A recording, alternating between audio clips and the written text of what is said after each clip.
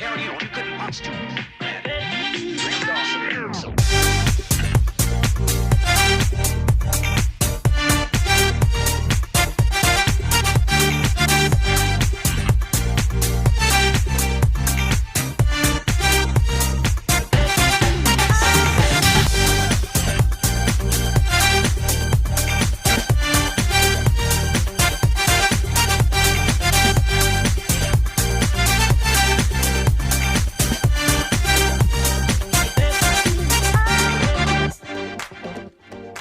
Are we ready, sweet peas, for the Rendez-View?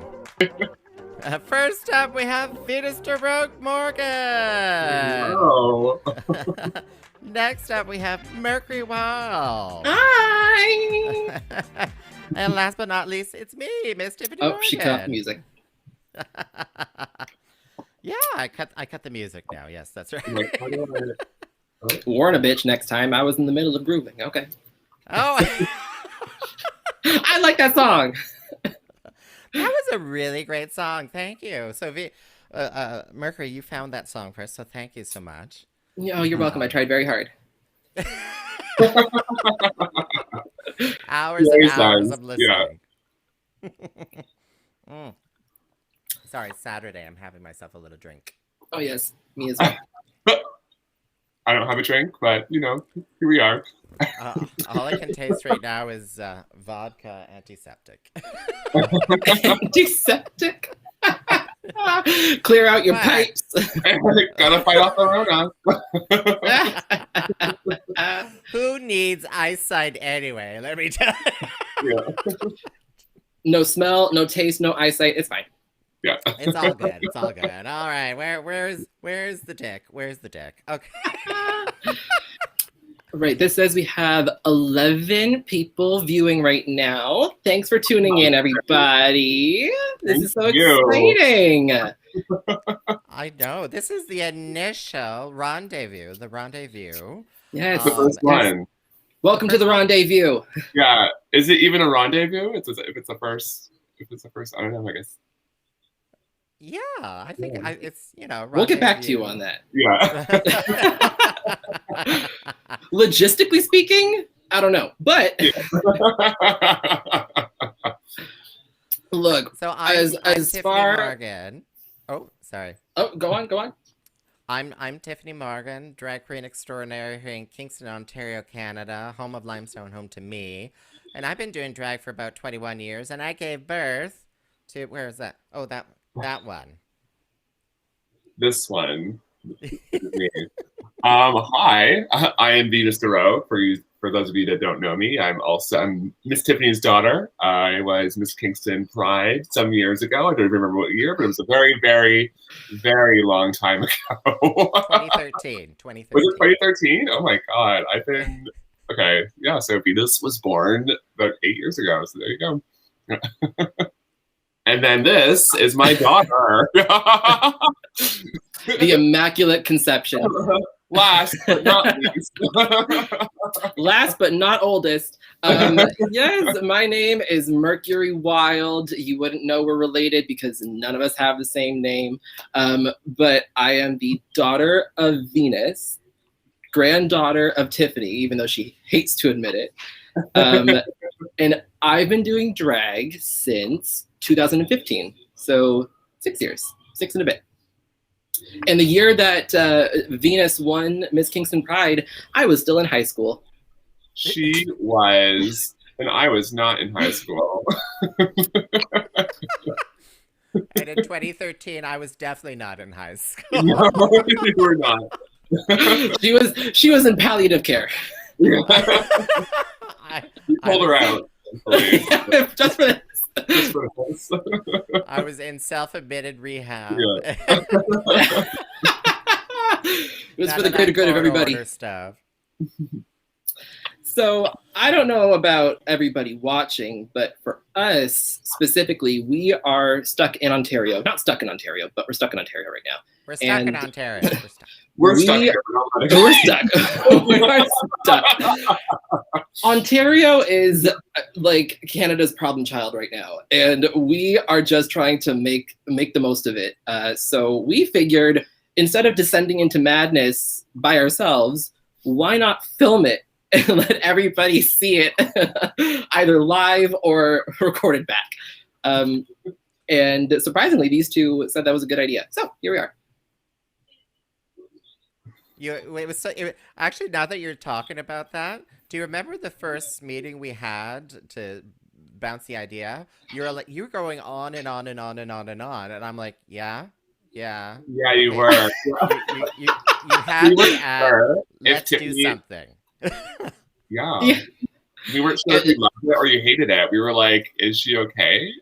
Well, when we were talking, I was like, go girl, give us absolutely nothing. Like, she wasn't giving a facial expression. She wasn't like saying that she was into the idea. She literally was, uh-huh.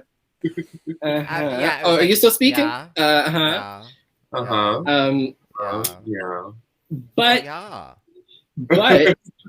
yeah. with the sales pitch from her beautiful daughter and immaculate granddaughter, she was sold, and here we are now. Here we are. So this is the first attempt at this show. We are gonna be kind of winging it. We don't exactly know what we're doing. There is a bit of a format. But we have a plan in place. We have some things we want to talk about. And let's get this show started. Let's see how it goes. So the overall arching theme, because we're gonna do like a little talk show sort of thing here. So the overall arching theme, I wonder what we're gonna be talking about. Are we gonna be talking about how Miss Rona fucked up everything? Yes, I think so. I think we are. All right. We're gonna be talking about how coronavirus done fucked up drag, done fucked up social lives, done fucked up every industry there is. It's the D.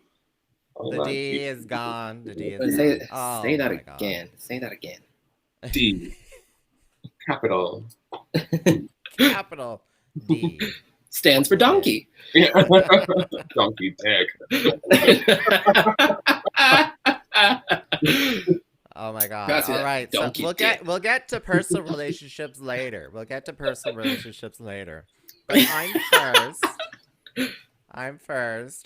So hey ladies. Hi girl. Look over here at the script. Oh yes. When you were first told to go home like 13 months ago, do you remember your initial reactions and thoughts? Venus, you want to go first? Yeah. Thank you. Sorry, I missed that. Venus. Yeah, I was like, who is this being directed at? Yeah, so when I remember when this was all happening, I was actually interning at a communications agency at the time. And I remember it was really weird because the day before they told us to go home, everyone was just like, oh my God, what was happening? And like, no one was doing any of their work. And then all of a sudden, like the office is like, okay, those who want to come into the office tomorrow can, and those who want to stay home, who don't feel like it's safe coming in, can stay home. So like, needless to say, no one went into the office the next day. You've given us the option? Yeah. Yeah. So everyone was at home. No one wanted to take public transit to go into work because I work downtown. I live downtown Toronto. And I was working in Liberty Village, which is also in the core of the city. And it was like so strange because I remember no one was out after that. The only people that were going out were the people that had to be in, like, going to work. So the city got really, really, really, really quiet. And I'm just like, this is my first time in an office. I'm like 2.5 months into my 3-month internship. So I only have 2 weeks of my internship left. I remember the experience was so weird because like after that had happened, they were like, we're not sure if there's going to be any work for you working here because it's communication. So all the programs and all the events that they were doing were like getting canceled because we were having events and they didn't know in the foreseeable future when we were going to have events. So it was a very weird and surreal experience. I remember it felt so quiet in the city, and it's kind of like what I really take from that like moment. Wow, yeah, because it's interesting seeing some photos these days because there were some some people who did photography in the middle of I think it was Bloor Street or something like that, and it's just Mhm. like no cars. And that's right now. So I can only imagine 13 months ago when everyone was panicking. Oh my Yeah. gosh. So Mercury, what about you? Same question then. What were you thinking when you were told? Yeah. Um, well, I work in a hair salon. So we are, personal care, which is a very hot topic right now, especially with like reopening or lack thereof.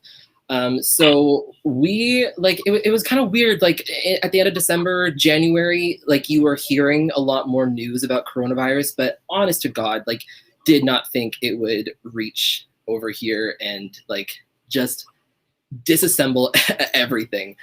So I don't think really had the inclination that things were going to be this bad because we left for the weekend and like we had all of our tools were still at the salon. We thought that we were going to be going back on Tuesday. And then I think it was the Monday, it was announced that everything was shutting down and we had clients the next day. So it was kind of not entirely shocking, but it was a bit shocking when it was like, go home for 2 weeks and we're going to like revisit this. And eventually it became like 6 months. And so, yeah, same kind of thing. Cause Venus and I are in Toronto.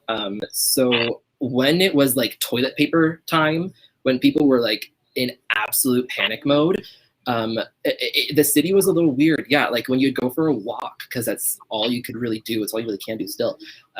Just seeing how bare the streets were when like last week it was business as completely normal. So it was weird. It was almost like at first like, oh, we get a bit of a break now because I haven't had spring break since I was in high school. And then that quickly got old, and it's still old. Not to say that I don't believe that we should be, in lockdown and taking all these precautions, but I haven't been off of work this long since I started working, like when I was 14. So I think I speak for everybody that who is off and who's been off this entire time that it's been fucking weird. Mm-hmm. And that's another thing I remember when you're like, it's 2 weeks. I remember that like people were like, oh, it's only the last 2 weeks. So only be in lockdown for 2 weeks. And it was just like, Yeah. it's, yeah. So I are think you, like, you're still working, right, Tiff? Well, yeah, so I'll speak up now.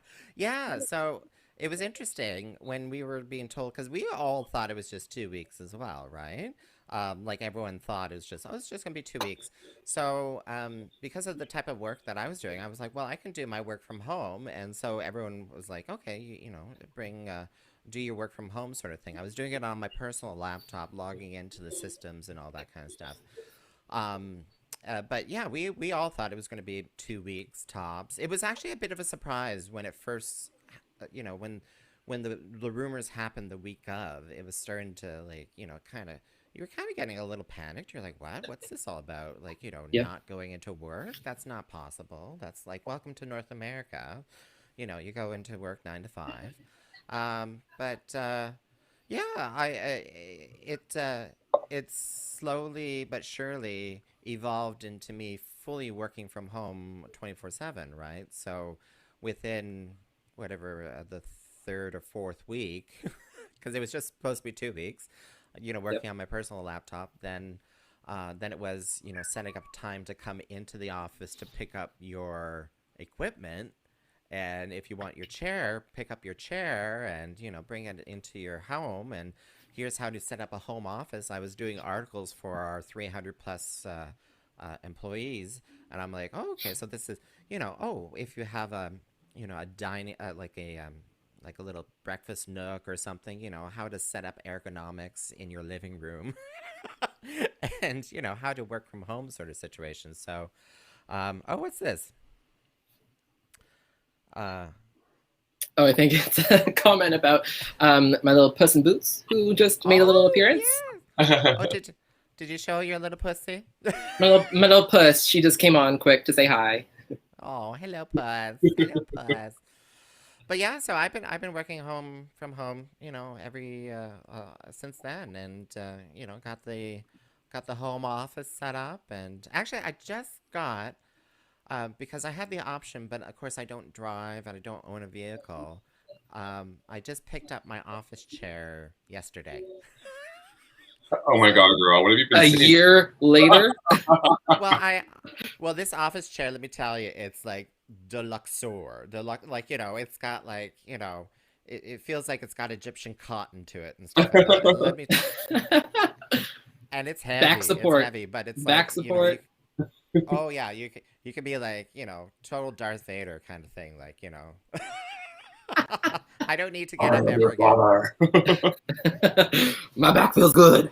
My back feels good. My butt feels good. My arms and shoulders feels good. It's great. It's great.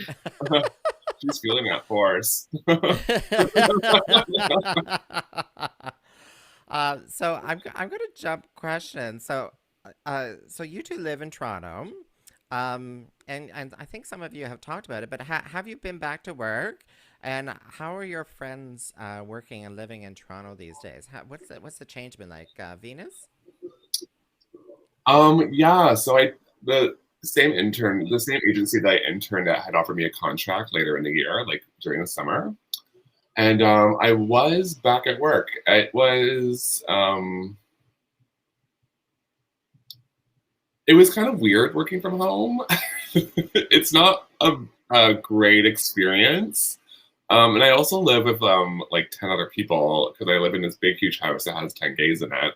And then I remember it felt like, I don't know, there was something very odd about not having that delineation between like going to work and working and then coming home and then having like leaving the work aside. It was like I felt I was always on, and I don't know if anyone has any experience with agencies, but agencies are very, very busy, and you have like lots of clients. So you're always jumbling up your work, and you're always like trying to like get your schedule to like work the way it is, and most of the times it does not. But but that's okay because you communicate with other people. And I remember it was kind of tough because I was stressed about like doing all this work and like working from home in this pretty much in this environment that I was really not used to. Because I was like working in the office before for like only like a very short period of time, and before that I was just in school. So I remember I found it very stressful. Like in the fall, I was like starting to like really like it's like as the lockdowns are happening and you can't go outside anymore, it's just like, oh my God, I feel like I'm crashing because it just kept on going and going and going. But I really needed some time to like slow down for myself. And I think it goes to say like it was contract work, and I wish I had like taken more of an opportunity to be like, hey, I need to step away from this and maybe come back to it. But I kind of was like, I don't know, like who knows with contract work if they're gonna like take you back or not, right? So, and you can't really like take time. You don't have any sick days. You can't like take a day off because you're on contract. So I remember it was like very, yeah, I don't know. It was tough. It was definitely very, very tough going as it progressed and working for myself anyway. But as I've seen like other people work and like my roommates work, I think like it's different. Like some people can manage it, some people can't, and I just like I'm one of those people that needs to like go in and like have that separation because I can just like sit down and do my work at the office and then like come home and like just relax. Yeah. Well, yeah, I'm just thinking for myself. I have the luxury of space, and I was able to make a dedicated room that's the office, like close the door, open the door, sort of thing. So it must be tough for you because of the roommate situation. Mhm. Mercury. So same question. Have you been back to work? So yeah, we were allowed to open in June last year. So we were off from what was it? March, sometime in March. So March to June we were off, and then June to November we were open again. And it was good. It was a lot to kind of get used to at first. Like working with like a face shield and all the PPE, the protocol, especially being in personal care, because like everything after you look at it has to get sanitized. So just like all these new steps that like we knew were crucial to making salon life work. And then I'd say we got fairly used to it and like got into the swing of things. But then once November was rolling around and we kind of saw like the history repeating itself of like February and March, we kind of had an idea of like what was going to happen. Because I remember the first time, like first lockdown, when it was like breaking news that the cabinet was discussing a lockdown and like that news broke, I remember like panicking, being like, are you kidding me? Like, are they even thinking about this? And then by the time the second one came along, we were like, are they going to announce it yet? Like, it's been 3 days and the cases are going up. Like, we know what's going to happen. So it was kind of like a little bit like a softer blow when we went back off the second time. However, I would say the second lockdown, like this lockdown, I'm feeling it a lot more. Of just like this feeling of not exactly having a purpose, or not exactly having something to fill my days with. And it's been tough, like just getting mentally and emotionally into a better spot where I want to be doing creative things and I want to be doing drag and stuff like that. And yeah, I think I'm probably not the only one who's feeling this. It's just like, is this ever going to end? Especially now that we can kind of see the light at the end of the tunnel with the vaccinations, but then it kind of feels like it gets pushed and pushed and pushed. So yeah, going back, I think is going to be like after this lockdown is going to be like a very celebratory thing. I'm very excited to go back to work once it's safe to, of course. But yeah, going back in between the first and second lockdown was actually pretty good. Something to do with your time because there's nothing open and there's nothing to do. So I was like, might as well go fucking make some money. Yeah, so you know, to mirror some of what you're saying there, Mercury, too, because I've had some dark times too. Like, you know, even though I'm working from home and I'm trying to stay busy and stuff, there were some times where suddenly I'm like, why do I have this this anxiety, or why am I like so anxious or something like that? And I think what I've trying to learn from this whole experience is kind of like those sort of self-care sort of things, right? Like trying to stay knowing your personal health and your emotions and stuff like that, and then trying to you know, do something about those and stuff like that. So if I'm feeling anxious, what am I going to do to, you know, try not to feel anxious about things? And yeah, it's still a challenge, obviously. Yeah. You know, this whole working from home, it still is a challenge, mostly because, you know, not being able to see people. But from a work perspective, I'm doing really, really well. You know, I'm doing really, really well working from home. Must be nice. Must be nice. Yeah, I know. It's a luxury, and it's a privilege. I totally understand. My line of work. I'm fucking with you. My line, my line of work. But it has been a challenge when it comes to drag, though. It's been a huge challenge. Absolutely. Because we were able to do some. Sorry, I'm going to take the moment here. We were able to do some in-person live shows here in Kingston. When we were in the green zone and you guys were still in the red zone and all that kind of stuff. But it required me, like, I had to buy this, like, you know, PVC stuff to separate the drag queens from the rest of the audience, and we had to social distance all the tables and stuff like that. It was and half the, and then you would have people who were not willing to come out because they were too nervous to go out, right? Mm-hmm. Totally. So it's been challenging. Well, I think in like respect to like drag and stuff like that, it's kind of like when you were feeling down or you feel like you need a pick-me-up, you go to a drag show. Especially being here in Toronto, you just go to the Village and walk into one of the bars. And so when it's like the thing that you did that brought you a lot of happiness or like was that fun outlet, when it seems like that, because it's probably going to be one of the last things to get back to normal is like in-person performance and like live performing and stuff like that. It kind of leaves you wondering, like, is it ever going to be the same, right? Well, and one last question then. Yeah. So I need to do drag shows only because it's my kind of creative outlet. But how has the drag scene been in Toronto? And we're kind of down to the minutes here. So Mercury, oh sorry, no, Venus, go first. 1 minute, 1 minute. Oldest to youngest. I actually haven't been. I mean, I haven't been doing drag until like quite recently. So I think like a lot of it's been transformed into online shows and stuff like that. I know a few of my friends will often like watch online shows and like see the online videos and like for stuff to support the artists because they're not performing right now, especially in lockdown. And then even before the lockdown, this summer, the shows were very slim because they couldn't have the full capacity at the bar. Like you don't walk in a cruise and tangos and it's not like shoulder to shoulder with people next to you anymore. There's like tables and it's like sectioned off. So it's really hard for people from the service industry as well as drag artists because like they're not making those tips, and then like the drag queens aren't making those tips either because they get that profit.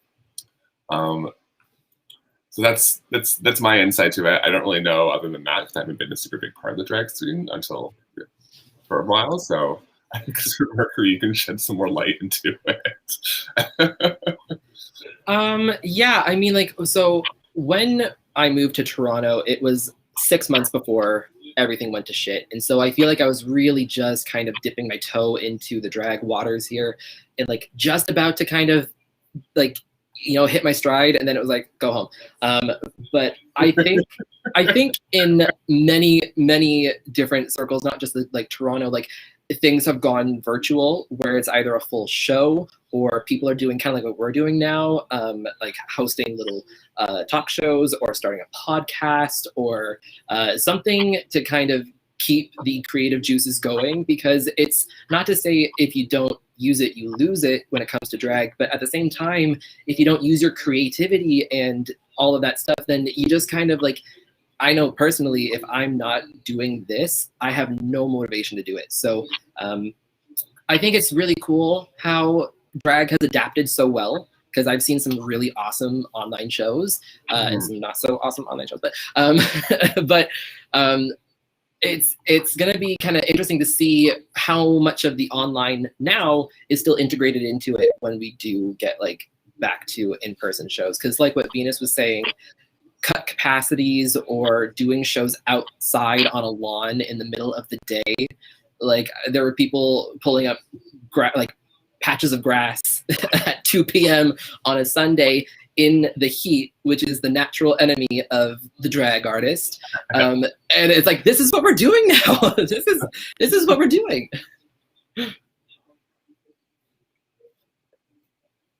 Well, thank you so much for answering my questions. Who's next? Well, I just wanted to say one quick thing, because now we're about to switch gears a little bit. For those of you who are just tuning in, thank you for tuning in. Welcome to the Rendez-View with your host, Tyffanie Morgan, Venus Morgan, and myself, Mercury Wilde. And if you've been watching this whole time, thank you. I am shocked, but also very appreciative. With that, I'm going to turn it over to Venus. You know, and you're like, ooh, it's my turn now. Yeah, so I guess I just wanted to talk about like our relationships with people during the pandemic. I know it's been quite like a hard time connecting. Oh, with hey, people. Andy, how's it going? Hey, Andy. Oh yeah, if anyone has like comments or like input that they want to put in, type away. We'll see all of your messages, and if they're good, we'll highlight them, and if not, sorry. You can't do nothing about it, so there you go. We don't make the rules. Yeah, I just really wanted to talk about like our relationships with people during the pandemic. I know it's been really hard, and like because we're in this like more of a digital age right now, it's like we connect to people a lot differently than we did. So I guess like my first question is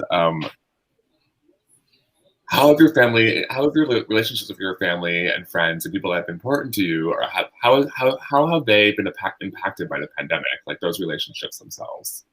And I'll leave this one off to Mercury. Okay. So I think one of the biggest impacts is I haven't been home to see like my family in Kingston. in over a year now. And it was kind of like, you know, we get close to this idea of like, ooh, traveling back to Kingston or wherever you're from, like maybe it's doable, maybe I can go ahead and do it. And then it seemed like almost every single time I was feeling confident in traveling or getting on a train or something like that, the cases would spike or we'd go back into a gray zone. It really just isn't a good idea to travel. And then you don't want to be that girl that's crossing city lines when you really shouldn't be. Canceled. So I think that's the biggest one that's been impacted, other than like physical relationships, whether it be platonic or sexual. But yeah, like at first I was like, oh, we'll be fine, I can do this. But now it's kind of like, you know, I haven't been home for like Thanksgiving or Christmas or Easter, and virtual is one thing. But when it comes to just like the warmth of being at home, I think that's definitely something I've been missing. But then when it comes to friends, I mean, like I have my 2 roommates here and we've been seeing each other every single day. So like, I think this is one of the times that having roommates is so beneficial, because I see so many people who do live by themselves right now and I don't know what I'd be doing, honestly. So I think that's something that has strengthened, as well as, you know, connecting online, because what else are we doing, right? Like a couple of my friends and I, we play video games almost every night, and we're on Discord and we're talking and like shooting the shit and playing video games. And that's been something that has only been adopted once we started the pandemic, or like once the pandemic began. So it's something that we've integrated into like the way we communicate and stuff like that. And then when it comes to like physical relationships or intimate relationships, girl, where are they? They've been non-existent. And not to, you know, not to say that I've been so desperate to go and hook up or go and be intimate with somebody, but at the same time, my God, it's been a while. Mm-hmm. I think for me, because I'm assuming I'm next, right? Yes.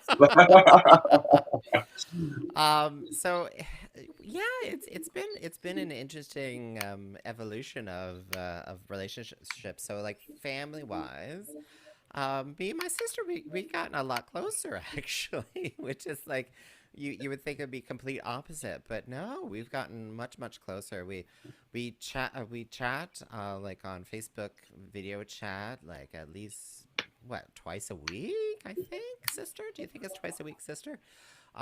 Maybe, you know, sometimes it was almost every day, and yeah, I you know, feeling really close to her now too. Plus, it helps that we kind of have, you know, very similar lines of work too, because then we'll be like, oh, how dare they do that? Mm-hmm. We can talk about that. We can talk about work stuff. But when it comes to let's say dating, well, actually, let me just go to friends first, because that's been a really really tough thing to deal with, because I'm unable to see friends, even just acquaintance friends, you know, that you would see maybe once every 2 weeks out at the bar or something like that. I haven't been able to see anyone that way, and and this is maybe being a little too truthful here, but I miss touching people. I miss hugs. Absolutely. Absolutely.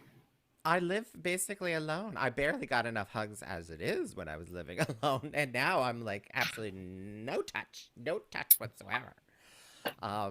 I'm going to need everybody to send this host some virtual hugs right now, because we want to do more shows in the future and we need her in good spirits. And you can hug her in the form of tips.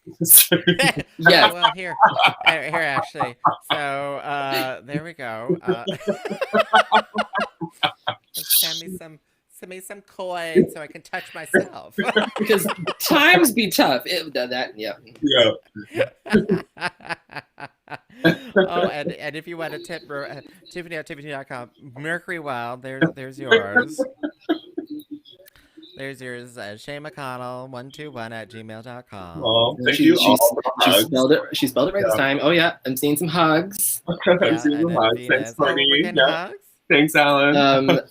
I'm seeing. So I'm seeing. Aw. Andy said, "Same intimacy, need some cuddles." And yes, I fully agree with that. And like, I would go out and say that like, my love language, one of my biggest things in my love language is intimacy, like touching somebody. Yeah. Not even necessarily in like a super sexual way, but like just like being close to someone and like having them like rub on your arm or something like that, or cuddling, or just like someone to put their arm around you. And like they do say, I don't think this is all bullshit. It might be, but cuddling and physical intimacy lowers anxiety and depression and all these other things. And so I think that could be, or probably is, a huge player into why we're feeling, why so many other people are feeling the way that they do. Is because something that is such a cure for so many different things, which is just getting a fucking hug, is something that is almost like, it's one of those things that's like what feels illegal but isn't illegal. Yeah. And it's like it's hugging right now, right? And they've actually done studies that like have shown that like, but don't quote me on where these studies are from. I just remember reading about them a while ago. I had heard in a book that somebody told me. Yeah. But like, you know, it's like hugging and physical contact and intimacy is super, very, very important for our health and like our emotional health, because if we don't have those things and then we have a deficit of them, we're just not happy over a long term. So it goes without saying that, like, you know, stuck in a year where you can't like touch or see anybody, like of course we're not happy. Like that's one of the reasons why we're not happy. So yeah. You know, I'm going to take this moment because I remember in high school you read about those studies where they took the baby rhesus monkeys away from their mamas and put them with a fake like toy doll, and it turned that toy doll into mama and would hang on to mama and try to feed off mama and stuff like that. And I try to feed off of you. Yeah, well, and I'm like, I totally understand now why people suck on those teeth. People buy the full anatomical kind of dolls. I totally understand now, and if you tip me now, if I raise $20,000 or whatever it takes to buy me a man, I'm going to get one. And then we'll never see her again. So don't do it. So don't do it. It'll be fine. Only give her enough money for an inflatable blow up doll. That is all she gets. Oh my god, I got a little hi Venus from Doug Styles. Hi Doug. Hi Doug. Hi Doug. Alan, does Tiff need a new toy? Is that what you're saying?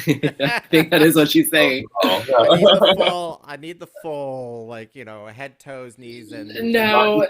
Yeah. Speaking of, is that something that we have, like, let's talk about it. Is that something that we've kind of explored, if we haven't already, is, you know, solo pleasure and toys and things like that? Because personally, hell yeah.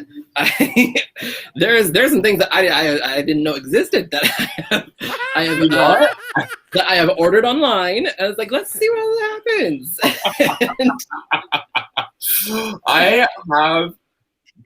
I'm not usually quite into nipple play. I don't have sensitive nipples, but like I've been feeling them a bit lately. So like I don't know. It doesn't feel bad. It doesn't get me hard like some people, but like I need a sensation, girl. She needs to feel something. Change hands when you masturbate. It feels like somebody else. Yeah,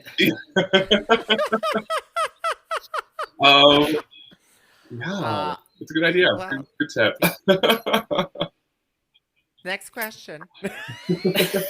I'm gonna skip it. Well, I was going to ask what forms of socializing do you miss the most, but I guess it's physical contact. Yeah. I miss the physical contact. Yeah. It's been a weird To answer year. that totally honestly, I miss getting together with like the group of like your immediate group and then the couple of stragglers And having like that big ass night where you kind of all get ready together, you start at somebody's house, you go to 3 or 4 different clubs, you end the night, it's 5 in the morning, like the air is still mild outside, those like summer nights. That's what I miss the most, is just like that fucking like incredible night of doing whatever the fuck you want with your circle, your friends, quickly followed by sex. But with your friends? No, sister dick will make you sick. We need that on a shirt. Yeah.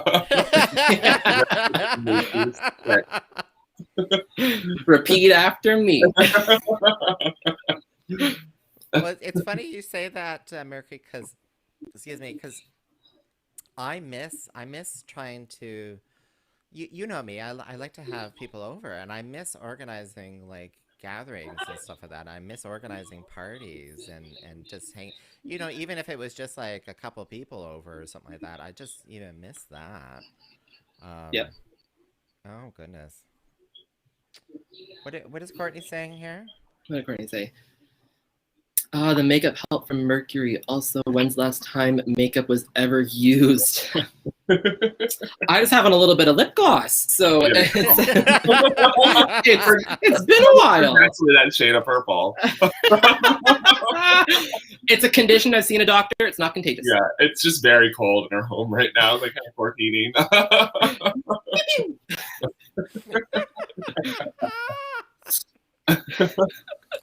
Oh my God, we've descended into madness, insanity. Yeah. I told you, but instead of descending into madness by ourselves, we're doing it as a family. Yeah. But I mean, like, it has been a really, really tough year, and like, but like, there's always some silver lining. So like, I don't know about you, Mercury, but hell yeah. Well, yeah, that's kind of something that I have been, kind of choosing to focus on. Not to say that while everything else in the world is happening, that we should completely turn ourselves off to it. But at the same time, it's like, do you guys ever start like doom scrolling where like, especially when something in the world is blowing up, and it just seems like everybody and their dog is posting about it, and it's so bad and things just seem so bleak. Especially last year, we started off the year with the Australian wildfires, and then we moved quickly into an impeachment, and that moved into insurrection at the Capitol in the States, and then there was George Floyd, which I think not kickstarted, but really set into motion the strength of this, or 2020's Black Lives Matter movement.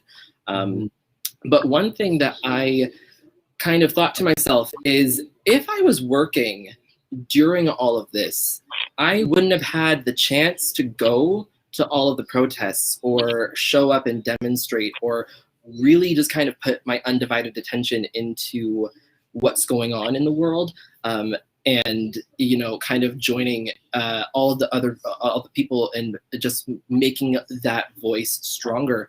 So there are some things that I think came from being at home that are actually, like what Venus said, small silver linings. And amongst all the madness, when you can kind of pick those out, it makes things seem a little less fucking crazy. Am I right? So one thing that I thought that like definitely was like a testament to how humans are fucking up the entire planet is it didn't take long. It took like 2 months for air pollution, water pollution, like garbage amounts, the CO2 emissions to get cut in like almost in half, right? There was this, I was looking at this, published by NASA. They said that in 2020, since the COVID-19 pandemic began, space and ground-based observations have shown that the Earth's atmosphere has seen significant reductions in air pollutants, as up to as much as 20% of global nitrogen dioxide concentrations. So as soon as we kind of hit the pause button on all these different things like power plants and how much people are driving to and from work, how much electricity is being used at these massive, let's say like bank buildings in like downtown Toronto that are essentially empty now. You kind of start to see like the world is like, like a breath of fresh air is kind of happening, and Mother Nature is like, I told you it was you. I told you, you're fucking everything up. So seeing that was kind of nice, being like nice in a way, although it made you realize that it's fucking humans that are causing the world to be so stifled. But what are, if any, some silver linings or happy moments or standout moments from last year that you guys have? I'll throw it to Venus first. I'll catch it.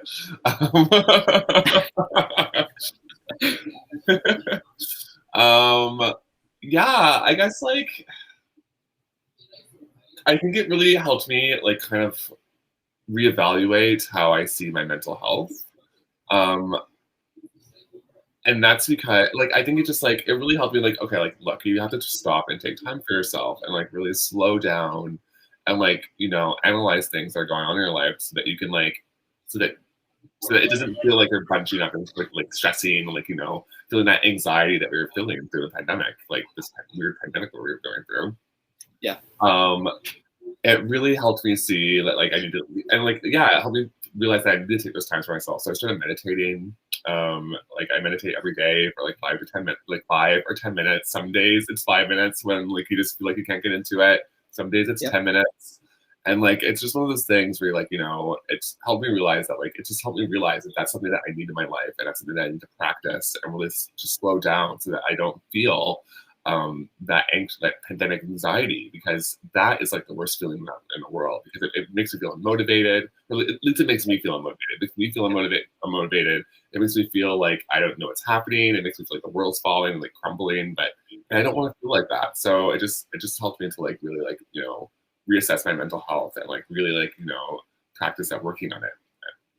That's important for myself. Well, that's a really good point that you bring up, is it's almost like when you're at home, for so many people, when you just have not ever experienced or in a long time having this much time on your hands, you have nothing but yourself and your thoughts. And then it almost kind of like forces you to like confront whatever's happening up here that you would have kind of put on the back burner because you're going to bed and I'm going to work tomorrow morning. Like having always something on your mind of like it's work or it's friends or it's this or it's that. Now it's been, okay, it's just me. And then kind of like what Venus is mentioning, you almost kind of are more in tune with how you're feeling, but then you don't know how to deal with those feelings because this is the first time you're really choosing to confront it. So picking up something new like meditation, that's awesome. It was like it was one of those things too, where it's like I was compartmentalizing, like, going to work and having the work life and like going home and having a home life. So as all of a sudden when those things were taken away, it was just like, oh my God, like, how do I deal with this? It's like just a new situation. So yeah, you just need to like kind of like stop. And like, if you're not doing well, you need to like slow down and like take some time for yourself. It's like super important. Absolutely. Yeah, the self-care, and it's not just it's not just meditation or something. Mindfulness. Like I don't know how many articles we shared with the staff about mindfulness, which is kind of like a meditative kind of process. Yeah, absolutely. And it's all about self-care too. Like, being in tune with your body, knowing that you're getting anxious and having some of those tools that that work to get rid of that anxiousness. Yeah. And like I said earlier, it's something that I'm working on, and it's always something you need to keep working on. Like, some things don't work, some things do work. Well, I think that's a really awesome that's a really awesome point you bring up, is I think everybody, more or less everybody, being forced to tap the brakes made us realize or made us really tune into what wasn't working for us. And one of the biggest things that I think wasn't working is the idea of hustle culture, where if you are not doing something, or if you're not using your time to like create something that you're going to either monetize or produce, then you're wasting your time, or you're not using your time well at all, or you're being lazy, or you're this, or you're that. And constantly feeling that need to be grinding something out. I think a lot of us, me specifically, I have realized that that is not something that A, needs to happen, or B, it's not a healthy way to live. Because I don't know about you guys, but when I would be kind of like doing nothing and sitting around at home, thinking about things I could be doing, I would feel this weird sense of like shame of like, oh, okay, I'm just sitting here and this bitch on Instagram is doing this, and comparing myself to a lot of people. So I don't know if you guys have kind of had similar experiences, but I think it's taken a year, but now I've realized that that is so unhealthy. And without having to come to a screeching halt, I don't know if myself or others would realize that this is not any way to be living. No, and it's so true. Like, I feel like we could do like a whole episode on shame. And like, write it down. We'll do that. Oh, everyone watching now, stay tuned for the shame episode. We're gonna bring it in. Shame. Because there is a certain kind of shame that comes with, like, you know, you see people and they're like, people are like really living out this pandemic, and they're like, you know, they're like, oh, I'm working out from home every day, and like doing all this stuff. I'm like, oh, I'm doing so well, like in this pandemic life. And like, you look at that on like on your social media, because like it's plastered all over, and you're like, oh, like, you know, I don't feel well. But like the thing is that like the I don't feel well are very underrepresented on social media. People don't post that on social media. They don't want you to see it. And the reality is that like that's a very common feeling right now, and we need to like, you know, really realize the fact that like a lot of people are feeling like that, and it's okay to feel like that. You don't need to be working out every day to have like the best pandemic life. Yeah. And a lot of people are not going to make it out of this, like, oh, out of the pandemic fine. And that's just the reality, and that's okay. Like, it's okay not to be okay. Yeah. Well, I'm just gonna chime in here and say that me trying to figure out the side hustles has gone like 150% now. She's got 7 podcasts. She's doing 3 online shows. She does real work Like, sometimes. how do I do something and then make money out of it? It's like that's it. Because I've lost the drag shows. The drag shows were a very big part of it. I was able to you know, like when it comes to money wise and stuff, I was able to do fairly well for myself. But then when I lost that income, then, you know, there had to be some tough choices and you know, stuff like that. So anyway, bummer. But yeah, like, you know, self-care. Yeah, there we go. Well, and it's like this entire topic and discussion of like realizing what things were actually kind of detrimental to your mental health. If we had just kind of kept on going business as usual, literally, I don't know if any of us or some of us would have kind of become in tune to that. And then, you know, when you do become in tune to that, it's then you take it upon yourself to either make the changes that you want to see or not. But kind of like what Venus was saying, having all this time, I've picked up a few kind of new hobbies. There's this online site called Skillshare where you can sign up and take these classes on almost any skill under the sun. And so, by the way, this is not sponsored. This is not sponsored. However, Skillshare, if you're listening. If you're listening, I am a loyal customer, and this show needs to be sponsored. I'm hearing Skillshare, but I keep hearing OnlyFans. I hear Skillshare, but think OnlyFans. What are you talking about? You know what, girl? Not with this body that we got from being at home for a year. Oh, I don't know. I loved how many people started an OnlyFans account, and I just think it's so amazing. I'm like, you live your life, you masturbate to the gods for me, do whatever you want. And then also there's also people on OnlyFans who are like athletes and trainers who are like doing their like training videos for you. I think it's just like it's such an amazing way to use that tool and platform. I don't even think OnlyFans expected it to be used that way, but you know what? It works. It's like it's good. Yeah. You know what? OnlyFans is the small business of the porn industry right now. Support small business. Pornhub and everything else is the Costco's and the Walmarts and the Amazons. They're fine. Go to OnlyFans, pay the fucking whatever $4 to $10 it is a month, and get you some small business porn. Support small businesses. And let me tell you, if you want to see a bussy, I think I have a lead. Did you say bussy? Emo OnlyFans. She said bussy. I don't even think Bussy, she knows what that means, bussy. but okay. Yeah. Grandma. Bussy. Bussy. Pussy.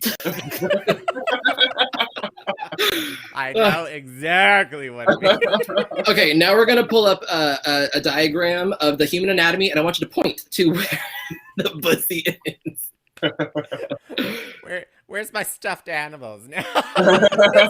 This is where the pussy is. Show me where he touched your pussy. Well, I think aside from all these kinds of things that we're doing to adapt and like create these new coping mechanisms, or find these new coping mechanisms when you're feeling down or when you're feeling a certain type of way, is something that we should be promoting more on social media. Because I saw this quote and it really kind of resonated with me, because I don't know about y'all, but I compare myself to people on social media fucking all the time. And I get myself feeling all kinds of ways about it. But I saw a quote that said, Instagram and social media is someone's highlight reel. And everything else in your life is behind the scenes because you're not posting about it. So when you start comparing your behind the scenes to someone's highlight reel, you're setting yourself up to be in such a bad headspace, which again, this could be a whole topic for a show, but it's like, that's just like where social media really becomes kind of like a dark place inadvertently. So if we have more people posting like those ugly pictures, or posting just saying, I'm not feeling 100% and I don't exactly know why, and then just normalizing that, I hope is something that we can see going forward as people are starting to come out of the pandemic, because there is the light at the end of the tunnel. And yeah, I think that if we're not seeing it, maybe we need to be the ones to start doing it, right?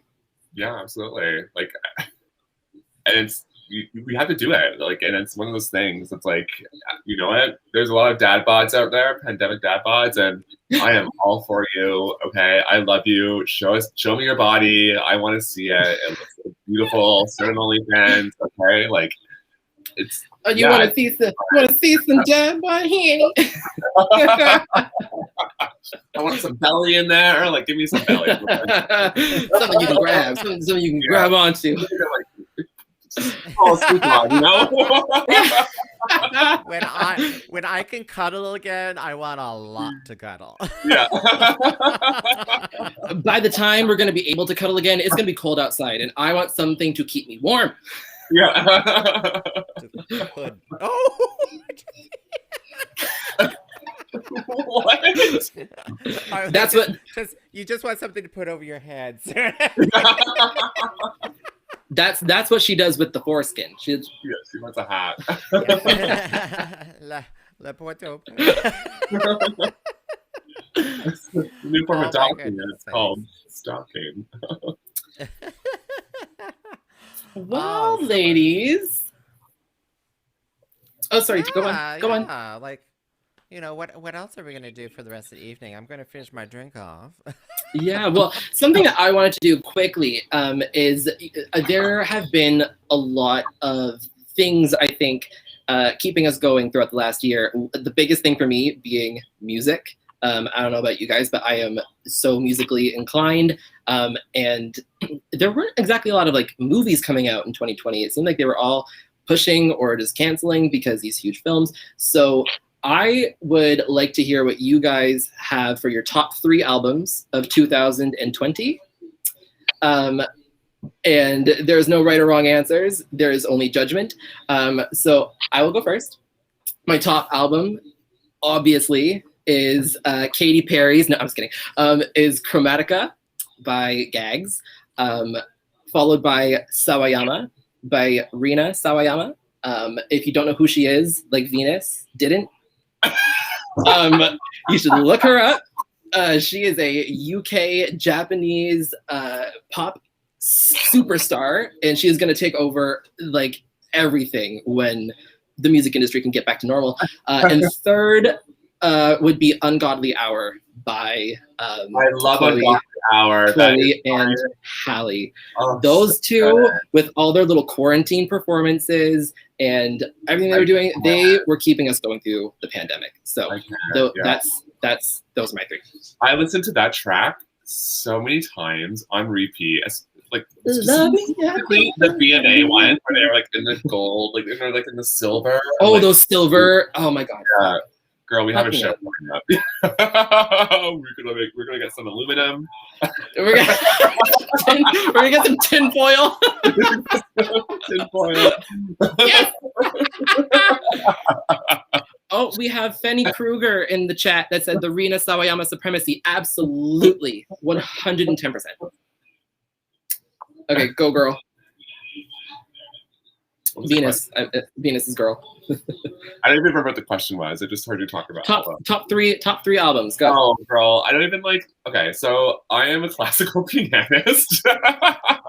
That's okay. I said, no wrong answers, only judgment. Ungodly Hour was definitely one of my top lines, and obviously Lady Gaga's Chromatica, because like I ran to that and went to the beach every day this summer, last summer. But like other than that, like if anyone likes classical music, I've been playing and listening to Albines recently, which is this cool Spanish classical pianist from Spain. She's a lady of the world. Yeah, and then also a lot of Chopin because she's just a classic. So, but like other than that, yeah, I had to agree. Ungodly Hour was absolutely amazing. Got snubbed at the Grammys, but it did. But the Grammys are full of shit. So yeah, I don't really listen to a lot of pepper and music. So those are my top picks. Okay. Yeah. Okay. And you, Tyffanie, how about you? What are your top albums? I'm feeling a little challenged here. Do you even watch the show, Tamar? In her case, they're older than classical music. She likes the drums. I like two stones. Back when they banged rocks on the Oh, is this a new track? Oh yeah. Is this what they call a bop? He's like Gregorian chanting. Woo!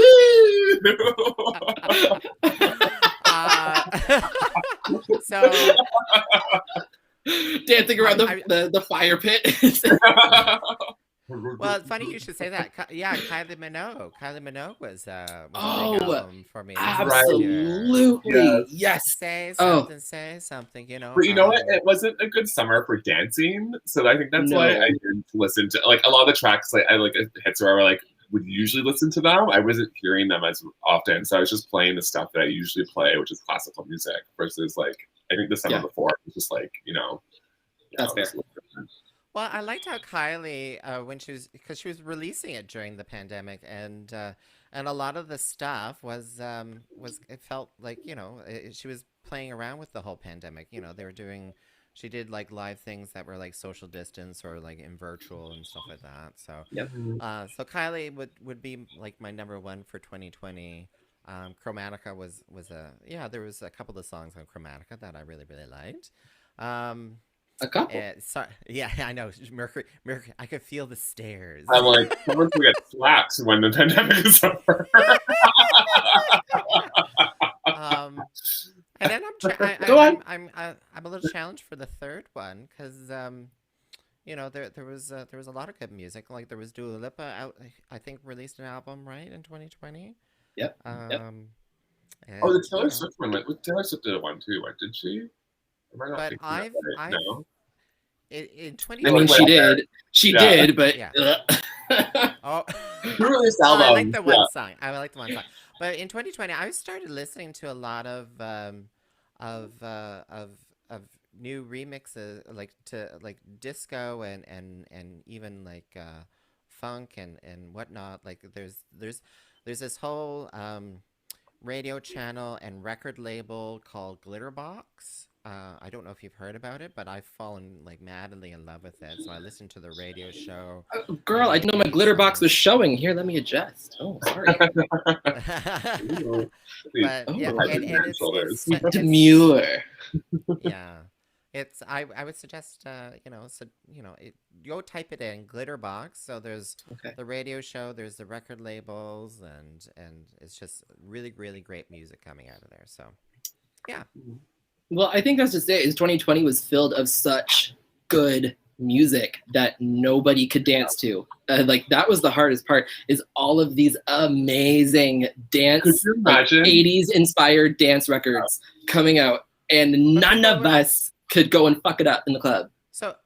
But it was like you got to listen to it live. Like I don't know how many DJs I signed into Twitch and just watched them do something live and just start dancing in my living room, sort of thing. Girl, but that's not the same as having a stranger sweat on you and being in the middle of the foggy dance floor. Yeah, and the contact highs that you would get in Fly Nightclub. I know exactly what you're talking about. That's a fentanyl sticking into your skin, girl.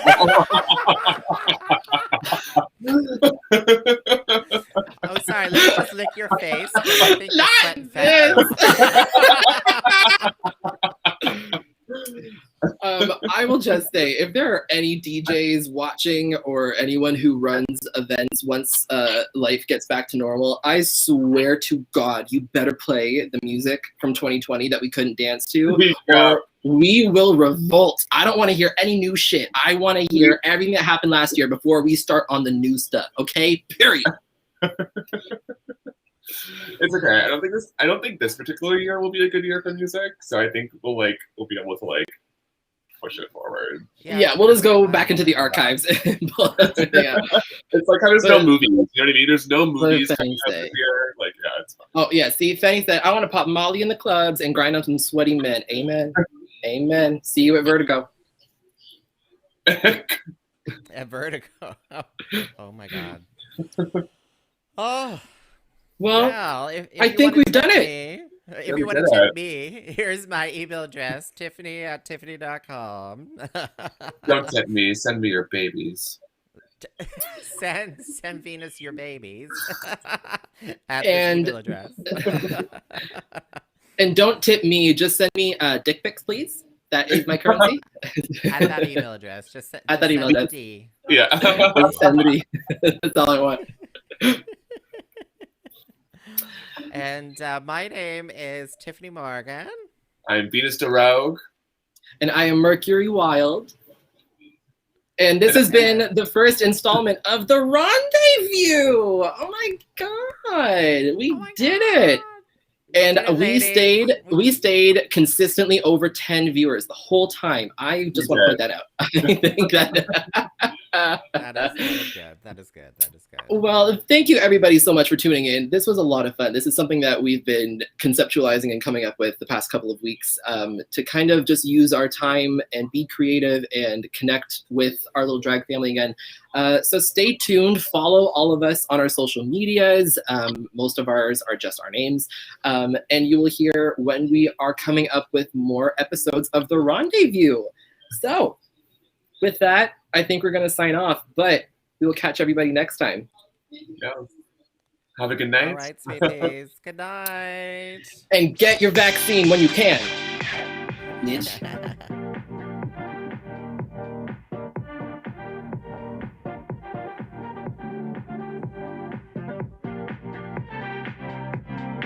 Hell, you couldn't watch too.